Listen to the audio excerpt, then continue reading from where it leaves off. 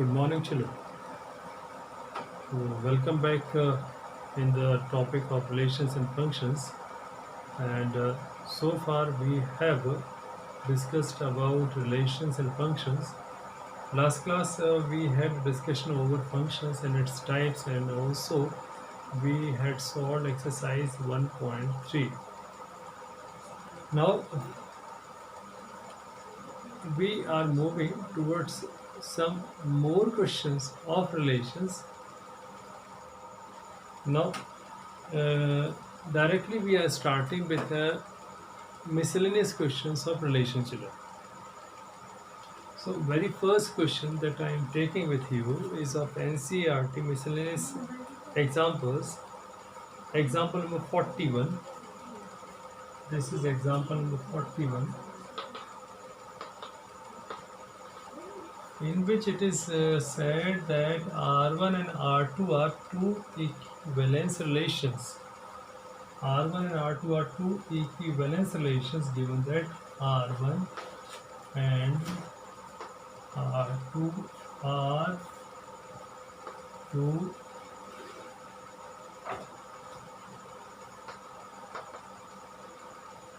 equivalence relations. Then we need to prove that their intersection is also an equivalence relation. This we have to prove, children. And it is defined that both the relations are defined on set A, right? So R1 and R2 are defined on set A. It means R1 is a subset of A cross A, and R2 is also a subset of A cross A, children. Now we have to prove that R1 intersection R2 is an equivalence relation on set A, right? So we need to prove that R1 intersection R2 is an equivalence relation of set A, right? So that is, it is also a subset of A cross A. Okay, now we come to the part that we need to prove it is an equivalence relation. So we know that very first thing that we have to prove is that reflexive. We have to prove that this relation is reflexive, children. To prove it, we start with a condition that let A comma A belongs to R1 and A comma A belongs to R2, as both these relations are reflexive relations on set A. So this we are taking this set A. A belongs to set A. Since R1 is reflexive, so it will contain these types of elements, so will R2. Now we can easily conclude that A comma A belongs to R1 intersection R2. This implies that our relation R1 intersection R2 is reflexive. This implies that R1 intersection R2 is reflexive. Now next point that comes to our mind, to prove that the relation's equivalence is symmetric.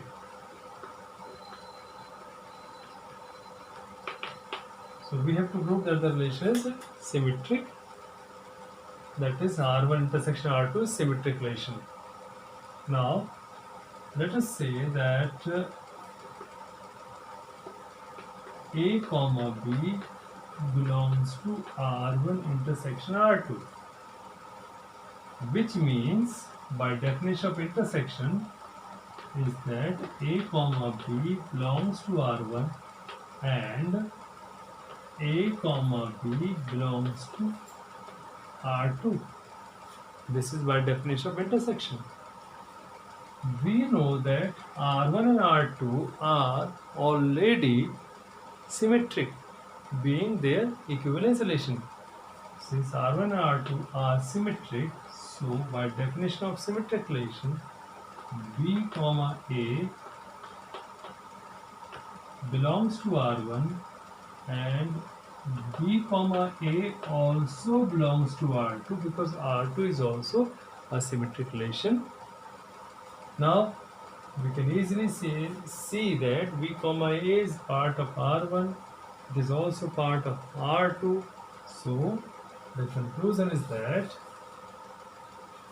B comma A, this I am continuing children because of the space available we are having. So B comma A belongs to R1 intersection R2, hence or therefore R1 intersection R2 is a symmetric relation. Hope it is clear to you. Now the last part in which we have to prove that R1 intersection R2 is transitive. So third part.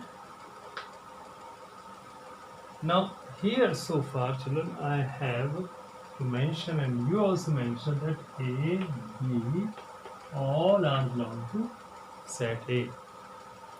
Now for transitive relation we are talking about. So let us take A, B, C all are belong to set A, and we have to prove that R1 intersection R2 is transitive. So let us say that A comma B belongs to R1, R1 intersection R2. B comma C also belongs to R1 intersection R2. And what we are supposed to prove is that A comma C belongs to R1 intersection R2. This we have to prove. Now we proceed further and split, applying intersection definition. So A comma B belongs to R1 and A comma B belongs to R2. Also B comma C belongs to R1 and B comma C belongs to R2. Hope this one is clear by the definition of intersection. Right? Now we apply the distributive property. So A comma B is in R1 and B comma C is in R1. So this we write down in a arranged way. A comma B is in R1, also B comma C is in R1. This we are making by suitable arrangements, and this I have to draw. So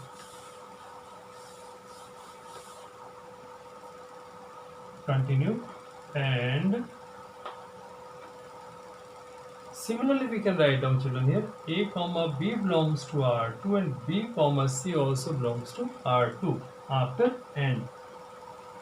That A comma B, this A comma B belongs to R2 and B comma C belongs to R2. This is after This is continued after AND. Now here we have to concentrate, children. A comma B is in R1 and BC is in R1, and R1 is always already transitive given in the question. So this implies that A comma C is in R1. So we get A comma C belongs to R1, and this implies the same which we got in R1. So this implies that A comma C belongs to R2. R2 is also transitive. So here we have to write down the reason that R1 and R2 are transitive relation, which we are already given, children. Now A comma C is in R1 and it is also in R2. So by definition of intersection, we can easily conclude that A comma C belongs to R1 intersection R2. So we started with the condition of the left hand part, and now we have proved the right hand part, which is implying that A comma C belongs to R1 intersection R2 whenever AB is in R1 intersection R2 and BC is in R1 intersection R2. So whenever this condition holds, we have proved this condition for the elements of set A implies that R1 intersection R2 is transitive, children. So this way we have got the complete proof that whenever R1 and R2 are two equivalence relation, then their intersection will also be an equivalence relation. But do remember that R1 and R1 union R2 will not be the same. It means R1 and R2 are equivalence, but it is not necessary that their union will be an equivalence relation. But intersection is always an equivalence relation whenever R1 and R2 are equivalence relation. So hope this definition or this proof is clear to you. Now we move to the next example number 42, children. Example number 42.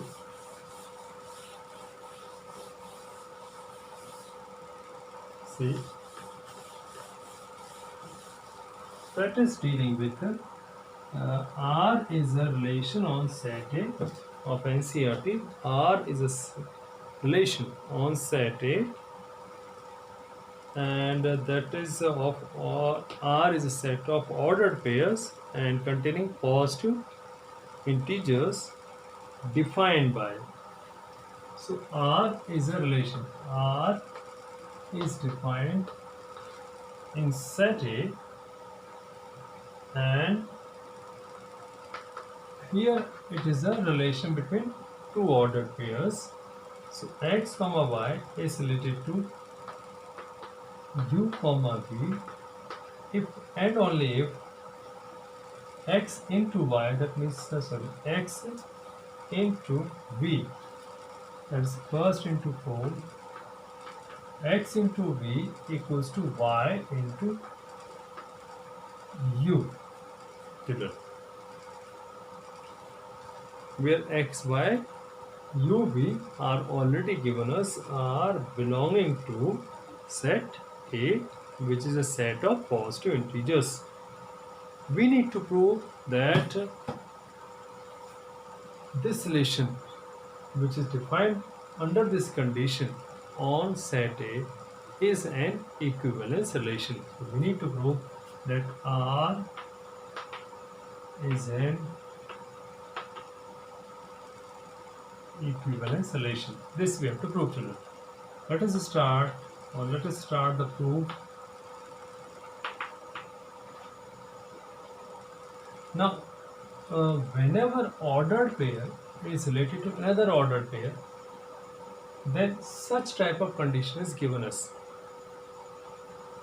Now it's up to us either to apply the direct definition given in the question, or we can rewrite the given condition in more simplified way. So we better write down this one in more simplified way.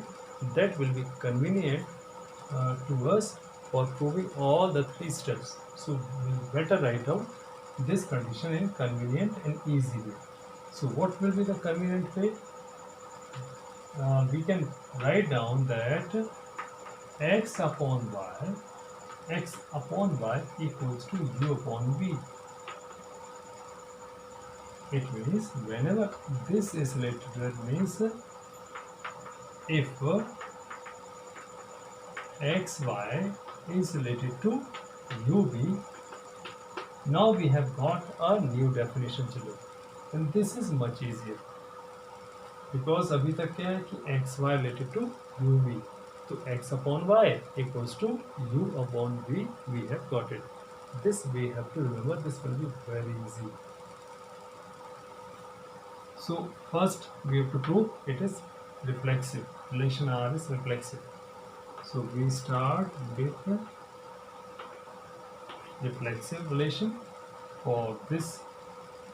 So say that x comma y is related to x comma y. We are just assuming, and where now we will check whether it is actually related or not.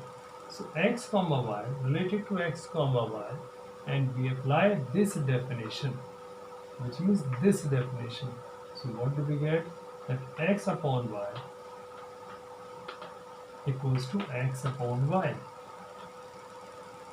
and this is an identity, and we are given that x, y are, what we had said, that x and y are positive integers.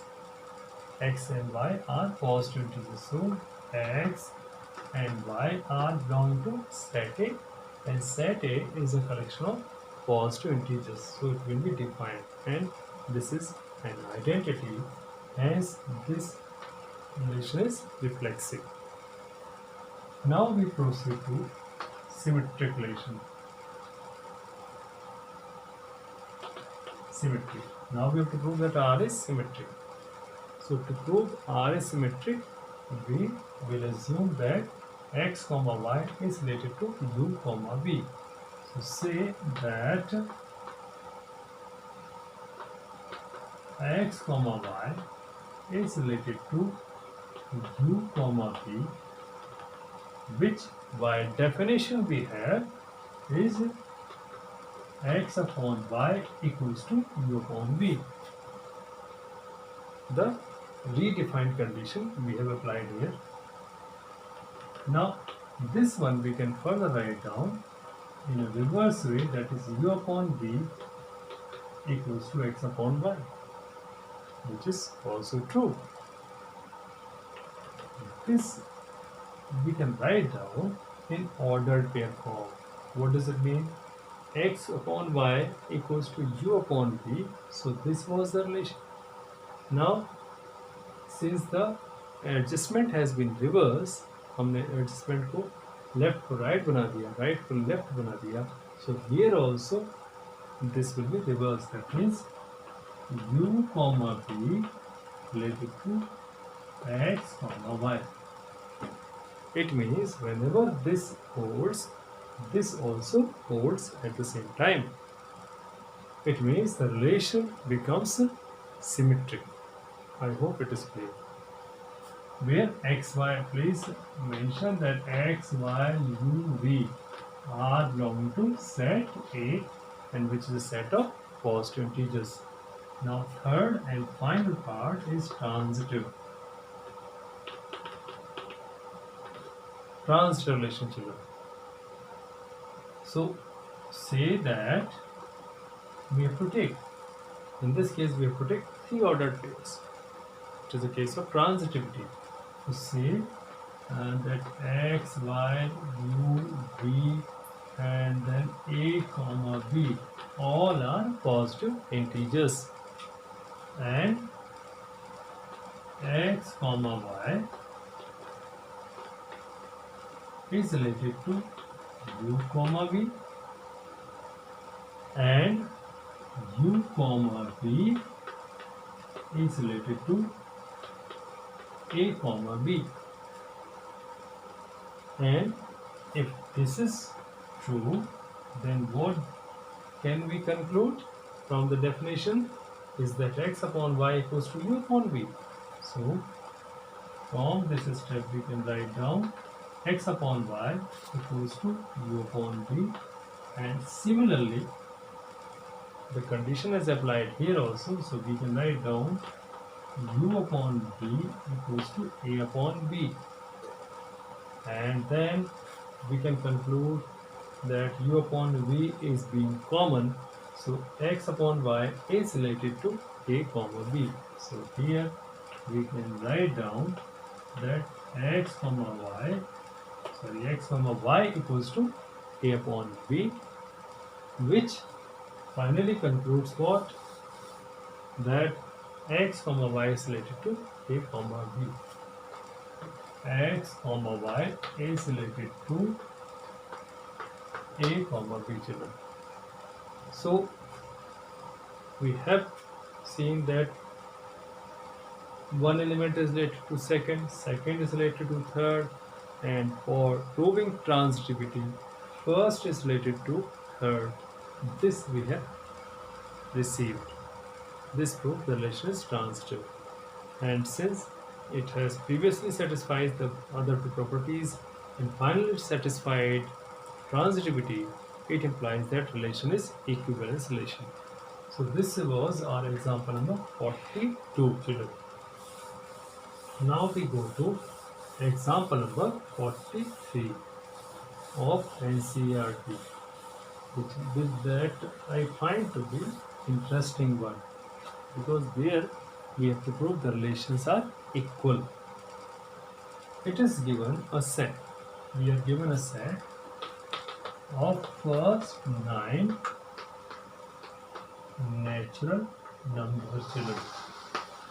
We are given a collection of first 9 natural numbers, and a relation R1 is defined in X.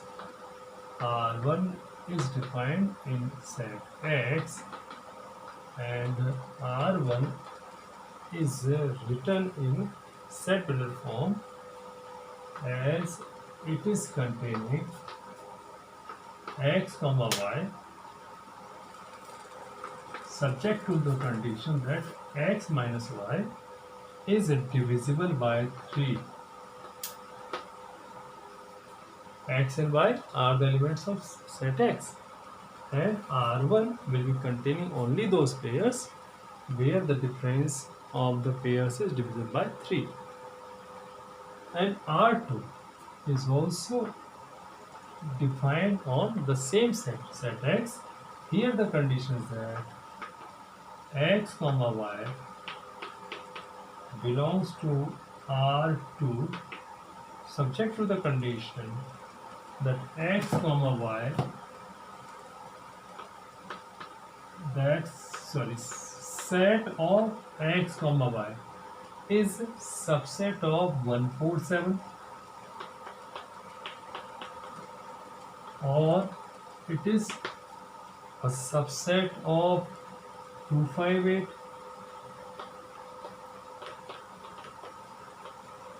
or it is a subset of 369. This way. I hope it is clear. R2, let us redo it. R2 is containing ordered pair of x comma y, provided subset of or set of x comma y. Set of x comma y is subset of this one or this one or this one. Then we have to prove that R1 equals to R2. Then we need to prove R1 equals to R2. Now we do know, children, that whenever we prove two sets are equal, in previous class 11th we have studied, we simply need to prove that A is subset of B and B is a subset of A. which implies that two sets are equal. So the concept of subsets is required to prove the sets are equal. This we will prove here. So we start the proof and let us go for that. Now say x comma y belongs to R1. Then x minus y, by the definition, x minus y is divisible by 3. It means that set of xy. Now since this difference is divisible by 3, so the necessity becomes what? That set of xy should be multiple of 3. So let us see what do we get. That set of x comma y is a subset of 147 or subset of 258. We have to take all the differences 147, then 258, and then 369, because up to 9 we have to go, or subset of 369. We cannot go 4, then 37, then 10, because 10 is not there. So x comma y subset of, the set of x comma y should be subset of these. And if it is since it is a subset of these sets, so we can easily write down that x comma y belongs to R2. If this is subset of this set, then this condition is satisfied, and if it is satisfied, then x comma y belongs to R2. So we started that x comma y belongs to R1 and concluded that x comma y belongs to R2. So by definition of subsets, we can say that R1 is subset of R2. So this we can write down that R1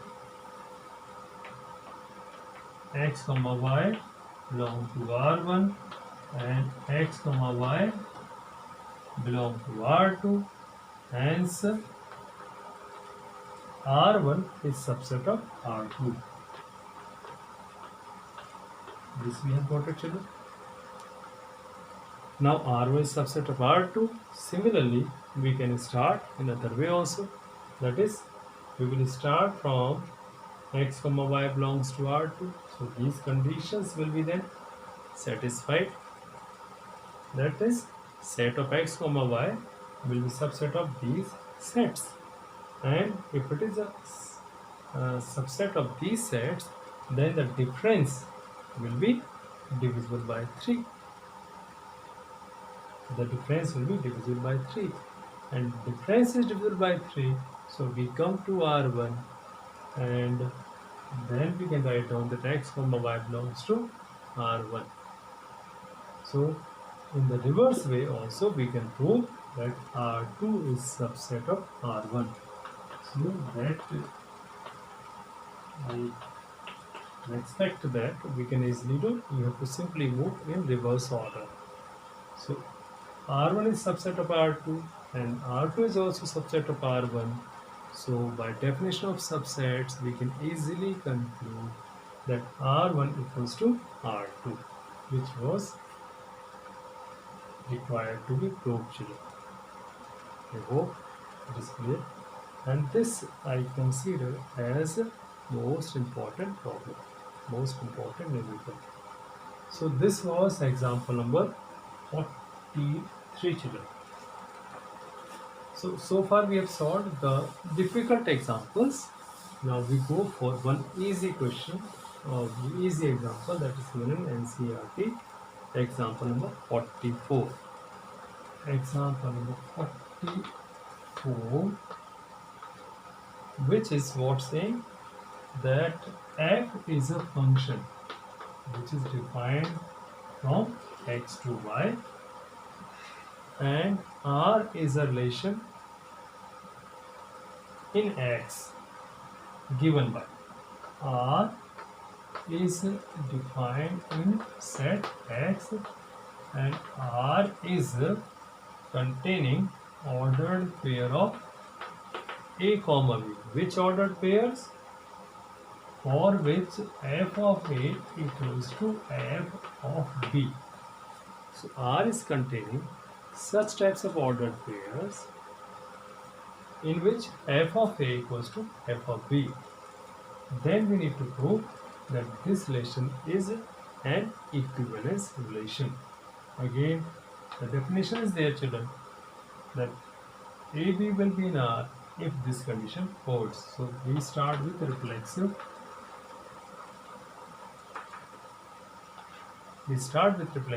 Let us say that A comma A belongs to R.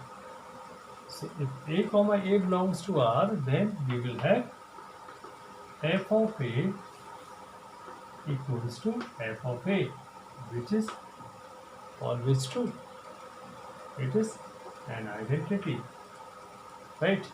Or a self-proof expression. So we can say, since this is true, so this also holds. Hence A comma A belongs to R, and therefore the relation becomes what? R becomes reflexive. So R is reflexive. Now we come to next part, which is symmetric.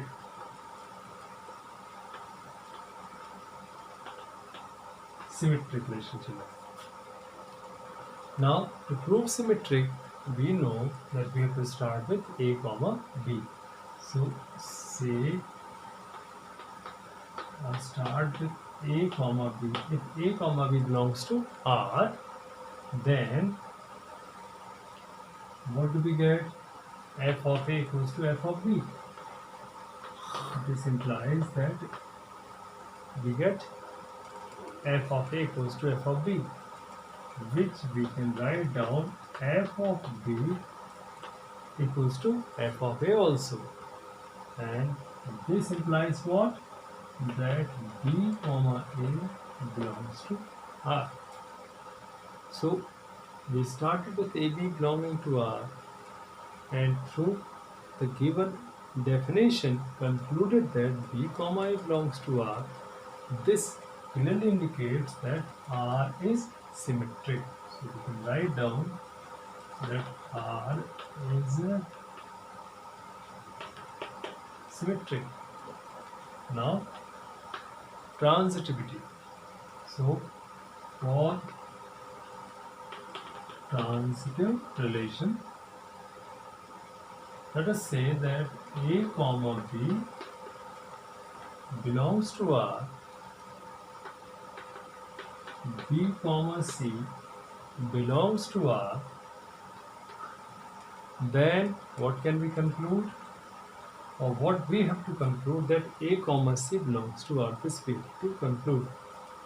Now since A comma B belongs to R, so we get this expression, that is f of A equals to f of B, and similarly from here we get f of B equals to f of C, and from this and this, it is quite clear that f of A is equals to f of B, and which is further equals to f of C. So f of A equals to f of C from 1 and 3.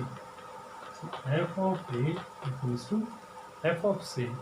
So by definition of relation we can say AC belongs to R.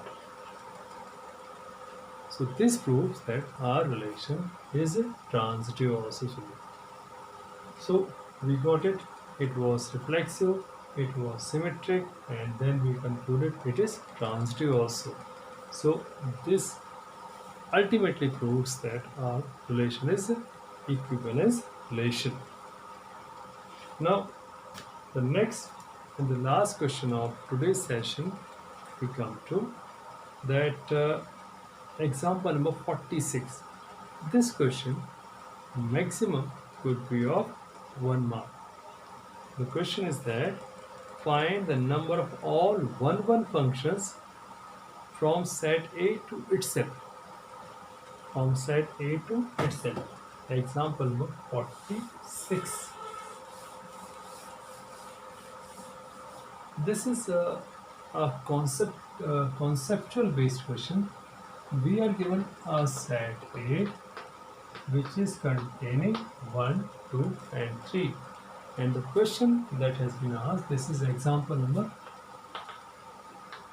46 of NCERT.